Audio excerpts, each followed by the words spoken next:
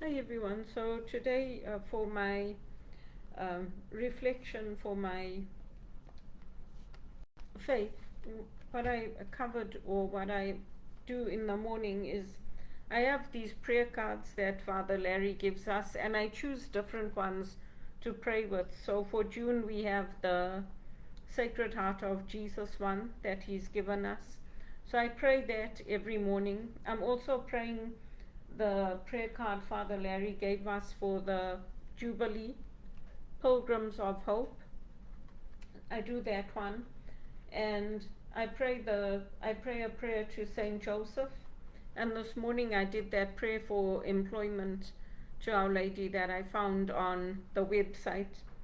But for me, I think, like, often people ask us, what is it that you would do for free?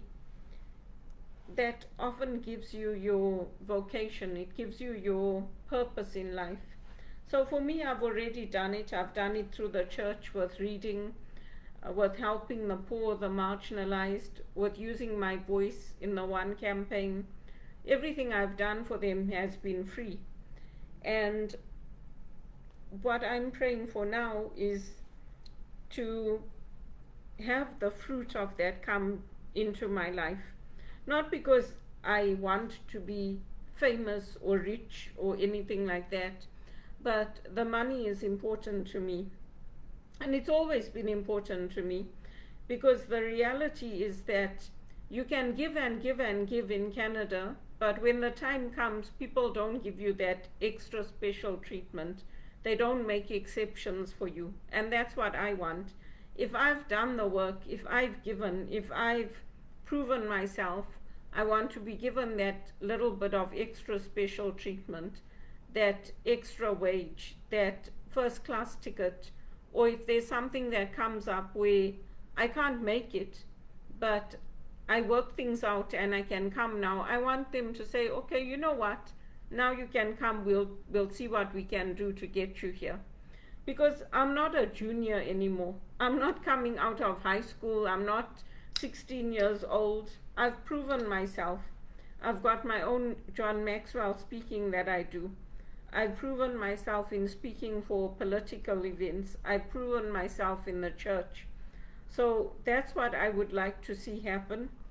And also, when we look at our lives, when we look at what it is that matters, for me, I start from a place of gratitude, of being grateful for what I have. And there's many things I don't have that other people have. So my uncle's place where they are in Prospect, they have tennis courts. I don't have that. That doesn't mean that I'm jealous of them or I begrudge them having it. They earned it. If they have it, it's good for them. I also want to earn it, and I want to be able to afford my own home, my own cars, my own properties, because this business of keeping on earning minimum wage, $17 an hour, that's not what I want for myself. So today for my John Maxwell, I used the Leader's Heart book. That's this one. And I'm praying for increase. I'm praying for victory. Because sometimes you see the need, you see that you have the gift, you see that you have the passion, that you could make a difference, and that you have a purpose, but you don't get that break. You don't get that opportunity. So I'm praying for that break and for that opportunity and for that victory. I always pray the rosary every day. And for some of us, for me especially, that victory is not just about money. It's about being healthy. It's about having my health, being able to walk without being in pain, not having hypertension, that's stage 2. I pray for those things. I pray for good health. I pray for others as well. And when we show mercy, mercy will be shown to us. And when we bring hope to others, we'll find that we will find hope ourselves. Because if we feel that a situation is hopeless and we're not willing to make an effort to get up, to go for a walk, to take care of our life, we become hopeless and we give up hope. So I'm not willing to give up hope. I've worked too hard and I've come too far. And my worthiness doesn't come from people's approval or disapproval of me. It comes from knowing that I'm created by God and God gave me a life for a purpose. So I'm not willing to let others put me down, say you're not worthy of special treatment, you're not worthy of time, you're not worthy of victory, you're not worthy of being a leader in the community. I'm not willing to do that. I can add value to others. I can be a vessel for God's victory. I can be somebody who helps others. And I can have a vision for my life that even if others don't see it, I can hold on to that vision. It's that same vision that I held on to when people told me, we don't think you will be able to study. We don't think you'll be able to graduate. We feel you are wasting our money by going to university. We feel that you're not worthy of earning anything more than minimum wage. We feel that you do not appreciate anything that was done for you. I'm like, okay, if you feel that way, you feel that way. I don't feel that way. And so I put my heart into working hard, into graduating, into getting my degrees, into learning about how different gems and jewels affect our bodies. I put the effort into it. And now I'm passing it on to others. I'm passing it on to my friends. I'm passing it on to those who are connected with me on Facebook, on YouTube, on social media, so that others can also be inspired and look for things that they want to do or that they want to accomplish. And then take the steps, even if it's small steps, take the steps to start doing it. You might not be able to do it now. You might only finish it like me. I took 7 years to get my master's because I had to work and study and I had to take courses. Sometimes I had to wait until those courses were available at evenings, at weekends, to coincide so that I could work at the same time. But I enjoyed doing it, and I didn't feel that, oh, it's impossible. I can't work and study at the same time. It's not possible. It's too much for me. I didn't feel that way, and I was lucky. I was supported at the college, at Regis College. So they worked with me to see when I could take the courses, what was possible, what I could do. And that's how I did it, one step at a time. And that's how I accomplished it. So I offer whatever I can. Of course, I would like to do this as a paid thing. Nobody wants to keep doing free, free, free. We all want to go from free to fee. Ideally, that's what we would like to do. But until I can get the fee, and I can do it and get the fee coming in, that's what I have to do. So, and my prayer cards, I change them because I keep all the prayer cards that Father gives us or that are available in the church. So I change them. Like June is now the month for the Sacred Heart, so I use that one. And when we change whatever season it is, then I change. I use my readings for the Mass at home. So I have my own books at home that I use, that I follow. So I do a daily scripture reading at home. Everybody can do these things. It's not only me. The church doesn't stop anybody from doing that, from reading the scriptures at home. In fact, it's encouraged that you read the scriptures at home, that you pray at home. When I have money, like now, Father's Day is coming, I would buy flowers for my dad and put them by his picture. Sometimes I do it I don't do it only on Father's Day, I just do it during the year. And I keep flowers there by his picture and by Elvis's picture. The Hindus will put the garland round the picture at home. So we all have our own ways of remembering our loved ones, and that's what I choose to do. But for me, I'm going to continue to do my novenas and to pray that I get that break for employment.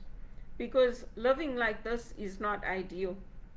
And everybody wants to be made to feel special. Everybody wants that extra special treatment or that special love. And there's many things that I wanted to do that I couldn't do. I wanted to have a party for my godmother for one of her big birthdays. I couldn't do it. My cousins did it. So that's fine. But we want to get to that place where we are not dependent on people. We are not constantly on the verge of going bankrupt, where we are constantly worried about money coming in.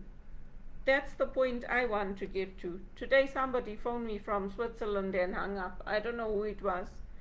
But if you're going to call me from Switzerland and you're not going to leave a message, I don't know who you are. I'm not going to pick up the phone. So, if you're going to call me and leave a message.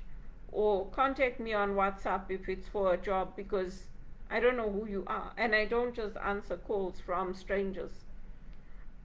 So this is my prayer for today, that my work is recognized and appreciated by others. I'm praying to receive promotions and advancement in line with God's will. And I'm praying that as I pray and commit my work to the Lord, He will bless it. Because He's blessed me so far. I've been blessed to graduate. I've been blessed to take on new courses. I've been blessed I can take courses even at home over edX or through HRPA, because I paid my dues. So God has blessed me so far, and I'm not willing to give up. And for the crystal, for the garnet, I was talking about the garnet that I'm wearing. So there's too many stones in this bracelet to cover. But for the garnet, in other traditions, not just in the Saint Hildegard's teaching, the stones have value and they have an effect on the body. And many people are marketing them now, they're selling them, and you can even read up about them on the internet.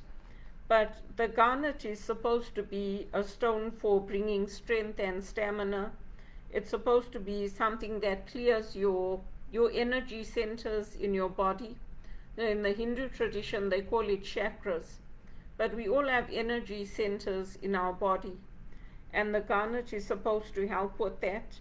It's linked to the pituitary gland, and it can help with that as well. And I use my gems carefully. I don't wear all the gems all the time.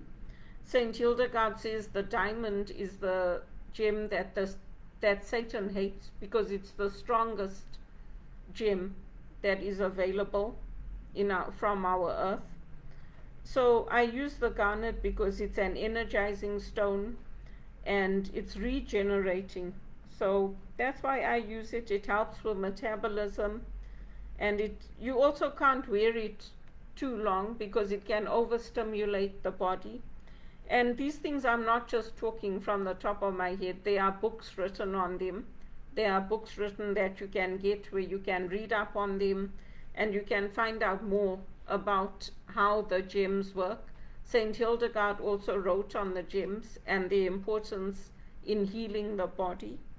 So it's not just something that I'm making up. It's not like, oh, she's a witch, she's doing all this stuff and it's not supported by the church. It's not like that. Some of the saints, the great saints in the church, have taught on things like this. So that's why I decided to change my jewelry. Normally I wear the amethyst, but now I'm wearing the garnet. So, and mine is the red garnet that I'm wearing. So that's what I wanted to cover today, and I'm going to continue to pray. I took that novena or that prayer for employment from the Miraculous Medal Association. I belong to that. I do wear the medal, and I wear it on my rosary. So what I do is, when I can't wear it or when I'm not wearing my rosary, I put it on a safety pin, and I wear the safety pin, I pin it inside. So I always have my miraculous medal with me. And we believe that there are blessings that come from wearing the sacred objects. So I don't just wear them for fashion. I don't wear my rosary for fashion, or the medals for fashion, or use the sacramentals for fashion or for witchcraft. I use them for good purposes, and I use them for good things. And I'm not fake. I'm not like a transvestite or somebody pretending to be a woman who's a man. I'm not a prostitute. There's so many pages today on Facebook. You follow them, they put nice pictures and everything, and then it turns out to be a prostitution site. I'm not like that. I'm trained at Regis College here in Canada. I'm a recognized spiritual director. I'm a professional. I belong to HRPA here in Toronto. And I've been in Canada and been with them for over 20 years. The same with Regis College. I've been part of the Catholic Church from birth. So I'm not somebody that people should be just treating me like dirt or treating me badly. I deserve to be treated better. And I'm praying that I get those good paid jobs where I will be treated well and I will be treated better. Because it's very, very disconcerting, and it's very hard when you get treated badly like me, the way I'm being treated my whole life. I don't like it. And I am serious-minded. I'm not joking about what I am saying. I'm serious-minded about what I'm saying, and I want people to take it seriously and not to think that, oh yeah, she's joking. I'm not joking. I'm not joking. I want to have those paid opportunities to train activists, to train people to do what I'm doing. All the things I did for free. I did them for free because I love to do it, but I also want to see that money coming in for me. And faith is important in that journey. Even Jesus said that he couldn't work miracles in his own hometown because people didn't believe in him. So that's why he couldn't work the miracles. If people had believed in him, he would have been able to work the miracles. And faith is an important part of the journey. It's an important part in healing.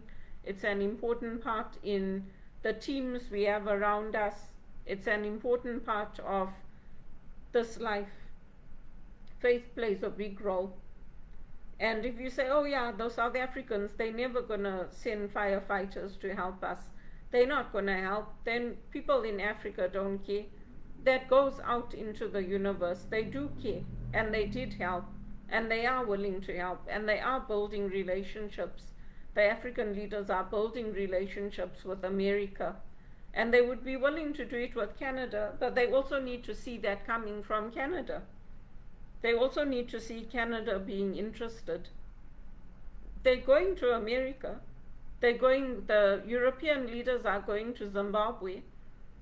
The Sustainable Development Goals are being promoted in places like Zambia, and they're reaching their targets because people believe that it is possible, and they believe that they can do it. So I want the same for myself. If I hadn't studied, if I hadn't been diligent, if I hadn't worked in the interests of the public, if I hadn't done all that, I would accept what's happening to my life. But I did everything right. So I'm not willing to accept going into bankruptcy, not having a job, not being able to afford my own place. If people think that I asked for all of this, I didn't. When I moved in here, I didn't know that there was going to be a swimming pool and a gym and a sauna and all of that. They decided after about 2 years that they were going to put it in. So it's here, so I'm using it and I'm paying for it and I'm happy to have it. But I was just as happy when I was living at Rosewell Gardens, where I didn't have all this. So it's not about what I have that somebody else doesn't have, or what somebody else has that I don't have. The point is that I'm willing to work for it, and I'm open to receiving it, and I deserve to have a good paid job. I don't deserve that every time somebody doesn't like my approach, or I had a one manager, he didn't like my approach, so he let me go. So he kept me for 3 months, and one day he got up and he decided at CIBC that he didn't like my approach. So that's not fair to me. It's not fair to me. And they didn't pay me out for the rest of that contract either. They just terminated it and they let me go. I'm also a human being. I also have elder care responsibilities. I also want to come up in life. I also want to be able to buy my own clothes, my own bedding, my own towels, to have my own taste in my home, not what somebody else is choosing for me. Not to have somebody else choosing the clothes they think would be nice on me, or the hairstyles they think would suit me, or the makeup they think I should have. I'm not a child. I deserve to make my own decisions and to make my own choices and to have the income coming in to support those choices, because I earned it. I worked hard for it.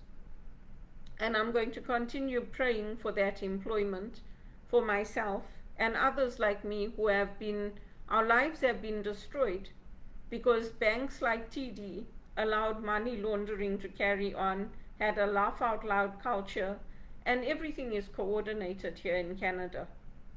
The people who get the top jobs, they get the referrals, they get the promotions because it's coordinated. So I also deserve to have those good things come to me. If I was a bad spiritual director, if I abused people, if I took advantage of them, if I didn't work in the interests of the public as an HR professional, then yes, I would deserve what's happening to my life. But I don't. I don't deserve it. I deserve to have better from Canada and from other places. If there's other places that are willing to pay me properly and to have a proper job and treat me well, I should be allowed to move and to go and work in those places, whether it's England or Canada, here somewhere else in this country, or Australia or America. I shouldn't always be told, oh, you didn't show compassion. So people can abuse us, shout at us, swear at us, masturbate on the calls, and then you expect us to show compassion. That's not right. It's not right. And it's not a good way. It's not a good thing to promote in a society. So that's what I'm standing up for, and that's what I'm praying for. Because believe you me, it was hard work. And I didn't like living in Bulawayo away from my family. I didn't like living in South Africa. Yes, I made friends and I grew to love the country. But do you think I went through all of that to come here and then be left out of family gatherings, be told we're not a family anymore, be treated badly? Because my family's also tired of it. They're also tired of having to send me money and to have to use their money to help me to live. It's not right. And I don't deserve it, and I don't deserve to have all that kind of wrath coming at me because companies decide that, oh, they're outsourcing the jobs to South Africa and they can't be bothered to give me a day shift. Because of them, my blood pressure went high, and because of the abuse they allowed, me and many others landed up suffering. That's not fair to me. And that's what's happening, not just to me, that's what is happening to many, many people in Canada. And everybody that works in the call center wants to leave there. Everybody, not just me. They want to leave and they want to go and get jobs where they can work in a profession, where they can work as dentists, where they can work as HR professionals, where they can work as executive assistants, where they can work and do something that's going to bring a good income for them. And I didn't just come to this country. I had a lot of faith in Canada, and I think that things can change, and I want them to change for me too. I want them to change for me because I deserve better. And people know it.